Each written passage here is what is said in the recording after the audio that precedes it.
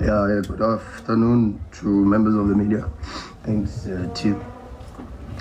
A big congratulations to the players. I thought first to start, the performance was very, very good. We played well, we were in control, and we gave 0 chances first half, second half even. And we created a lot of chances. It's just a pity we didn't take even some of the situations that we created. So we take the 1-0, and now we have to go for the second half. But a big congratulations to Mamelodi Sundowns, the players in particular. And then I also want to say massive congratulations to the Yellow Nation, the fans, because today they turned up. Today they pitched. Today they played the game with us. And Rulani Mokwena's cry for help was received with warmth and a very humble reaction, and fantastic turnout from the Yellow Nation, fantastic performance from the Yellow Nation in the stands on both sides of the stadium today, which was amazing, and big congratulations to them for the support and for the performance. Thank you, Coach. Members of the media, to opportunity to ask questions. Your name and publications, please.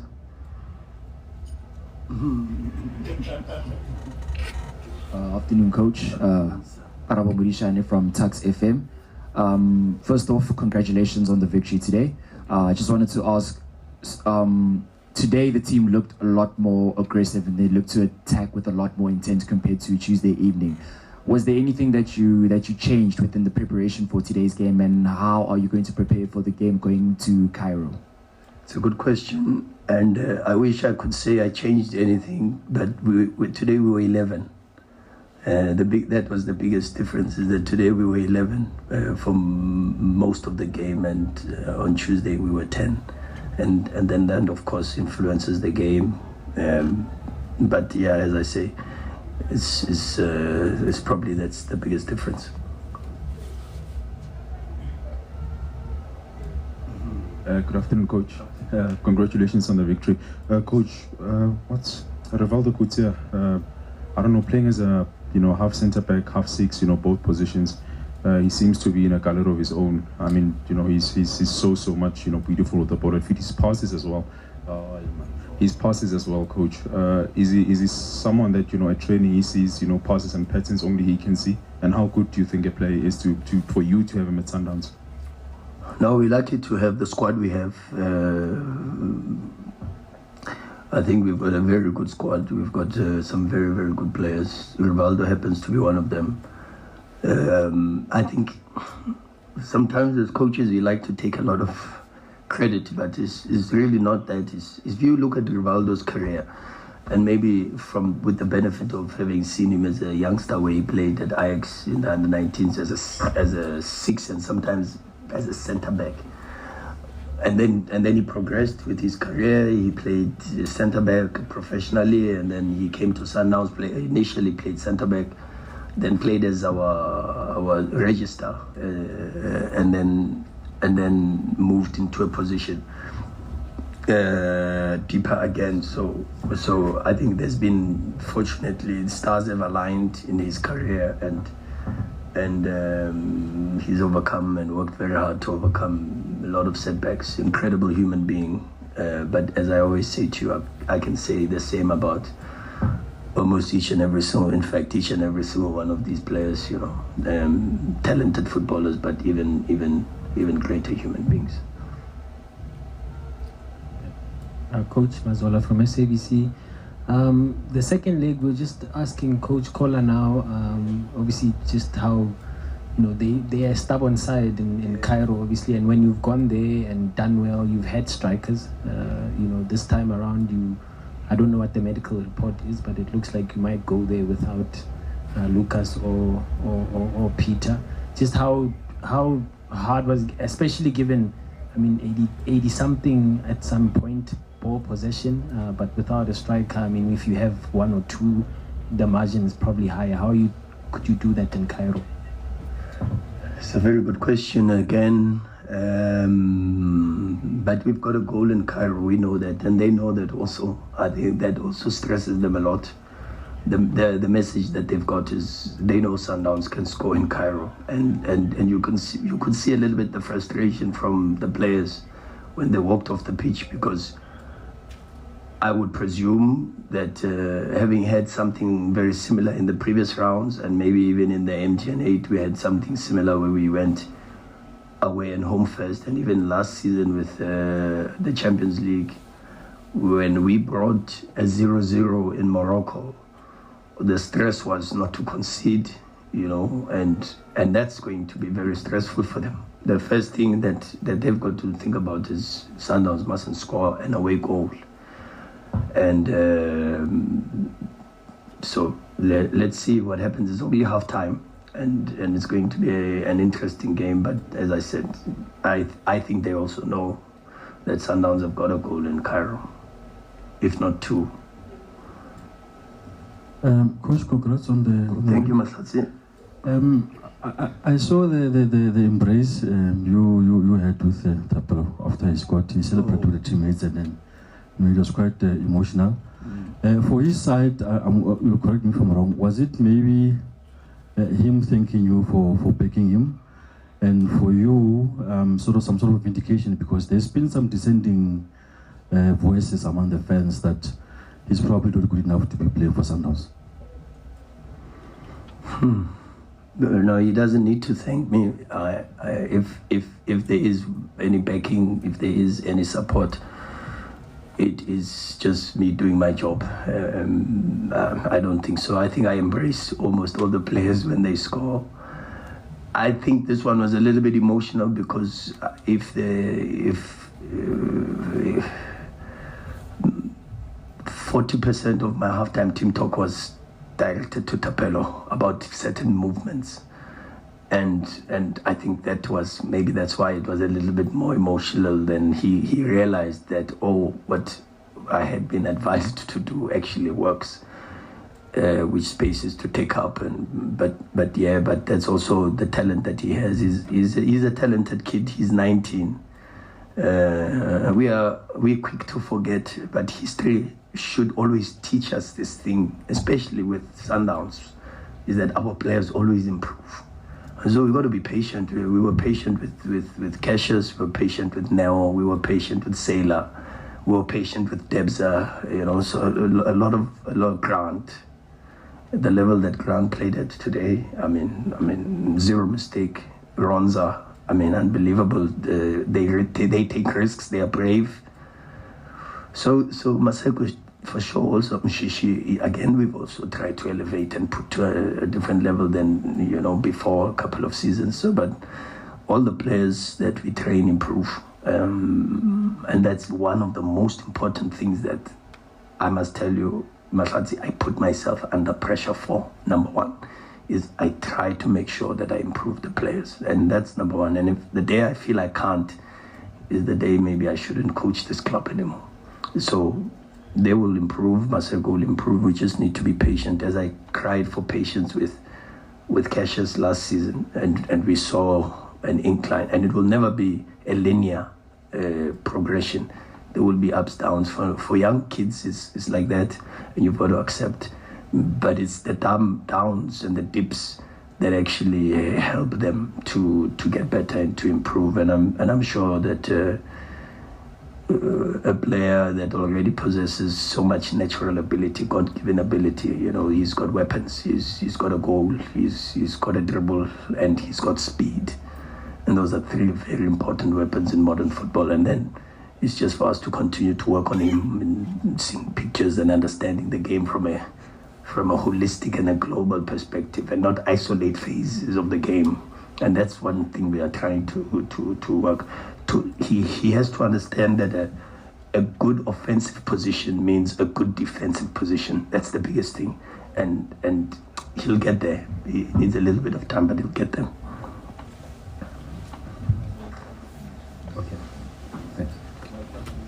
No, Arisekumra. Khutazo from Hopala Radio. Khutazo. Rulani, I wanted to ask, Sundowns has become very good in playing the ball out like from the back, like giving it to like Rulani to play out. But today we saw that he nearly conceded a goal in his casualness. Is that like something perhaps that like worries you in the game, or it's something that you are building him so that he can be part of the team and not solely be like a keeper? Yeah, I'll answer the question even though I don't like the question, but I'll answer it out of respect. Maybe I don't, not that I don't like the question, but maybe I wouldn't use the word casualness because it's not the right reflection, you know. And we must just be a little bit cautious in describing these situations. And had he conceded, I would take the full blame for it, 100%, because I influence it, I instruct them to do it, I train it, and of course, if it works, we look like geniuses. If it doesn't work, we look like fools, and I would be the first one to take the responsibility. So, incredible player. I don't even use the word keeper. I say incredible player. I think what a footballer Ronwen is. He's incredible. How many times have you seen him succeed with exactly the same topic of playing from the back and providing us with possibilities of not only creating chances but scoring goals from situations. I can mention so many where we score because Ronwen is brave enough to start from the back, and that's very important for us because then they commit an extra number, and then when they commit, we can get to the next line and attack the next line. And then first half, two of our biggest chances came because our centre backs, AB, okay, and Grant, two our big chances on the left side came in the first half because our centre backs were so brave to drive in, you know. So yeah, I understand your question, and hopefully you also understand my response to your question. Thank you, Coach. There's a question there at the back.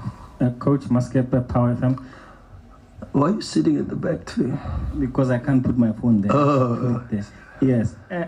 Does it bother you, Coach, when you give Ahly nothing, but you've got so many chances and you're only able to take one, which, you know, came from a situation that I think even when you looked at, you probably didn't see a goal, but in situations where you were seeing goals, they were not coming.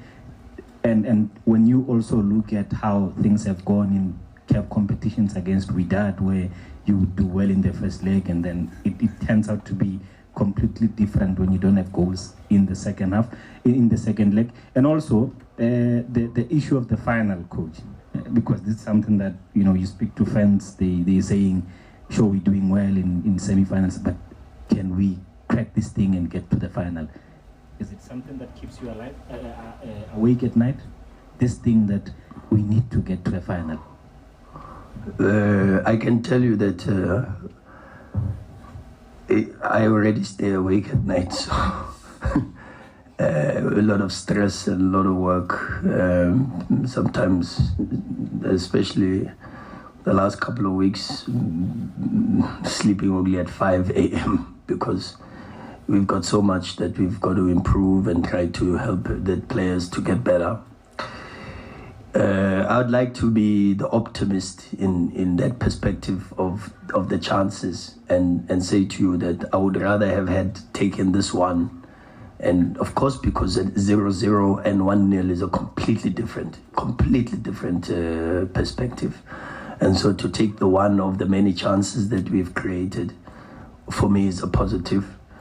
The bigger positive is that we are creating the chances, even though we probably have none of our strikers or regular offensive players available. So for our team to still do what they do and play the way they play and create the number of chances that they create, for the selflessness and the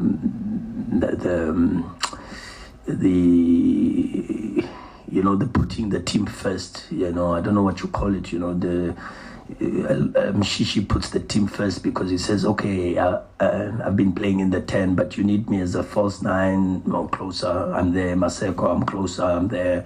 Gaston, Sirino, I'm closer, I'm there, even though I'm a winger.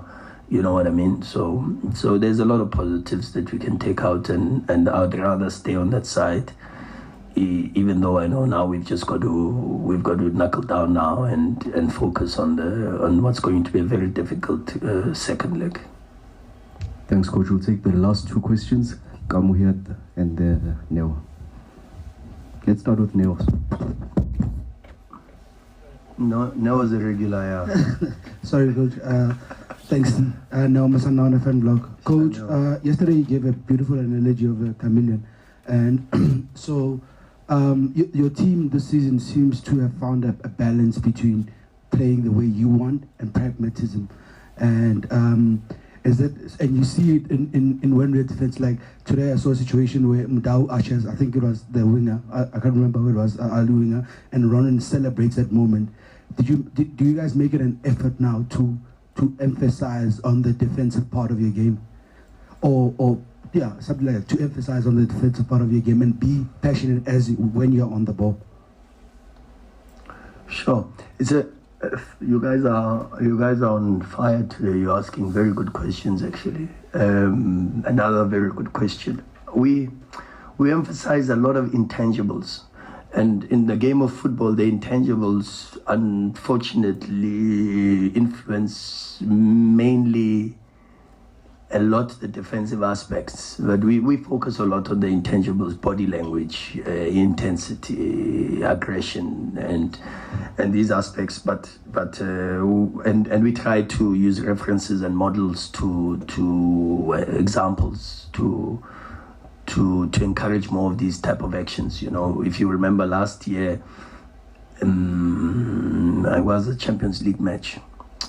I think it was Wydad, if I'm not mistaken. There was a counter-attack and Sailor made a last-minute tackle sprint, like 40, 50 meters to recover, and we celebrated it as if it was a goal. And we highlight these things because those are the intangibles. There's a set piece against Petro, where last week where Tebza puts his body on the line, it hits him on the face, and then there's a second ball and AB just puts his body on the line. And so these are actions that when we do video analysis and we do the corrections, we highlight a lot, because they influence how we want to play, and they influence the intensity we want to play it, the personality of the team. But for sure, it's definitely very true. Not necessarily about defensive organization, because as I said, how you defend is how you attack. And a good defensive action is actually a good offensive action if taken correctly with the right decisions and also the right understanding and cooperation amongst each other. You know, so yeah. Good question again now. Coach. Sure, Khama. For kickoff, congratulations. Congratulations on the win, first and foremost. Thanks, Khama. Just looking ahead at the second leg. Over the past 2 seasons, you guys have been unbeaten in Cairo. I just wanted to ask, you guys have not only have the results improved, the performances as well. You guys have been able to impose yourselves tactically in Cairo. Not a lot of teams are able to do that. Yeah. What do you guys attribute this success to, and how do you cultivate such a culture to be bred in the club? No, what do I attribute it to? Number one, okay, again, very good question. Number one, I think the talent. The players are very good football players. The game of football belongs to the players, and before anything else, that's always the biggest advantage. And then number two, I think their brotherhood, and I think there's been a culture at the club that was created even long before I arrived of winning things and of excellence, and that you can attribute it to the structure of the club, starting from the leadership and the ownership of the Motsibe family, and leading all the way down to senior management and even under different coaches, because the success has been maintained throughout with different groups and different leaders, but still the success has continued, and so it would be very difficult for me to take responsibility or credit for it. You know, this club is an incredible football club run by an incredibly generous and humble family, and our responsibility is to try to always give back, you know, serve the football club, serve the fans, give the best that we can for the fans of this football club, and try to continue the legacy. And it's a legacy of excellence, it's a legacy of results,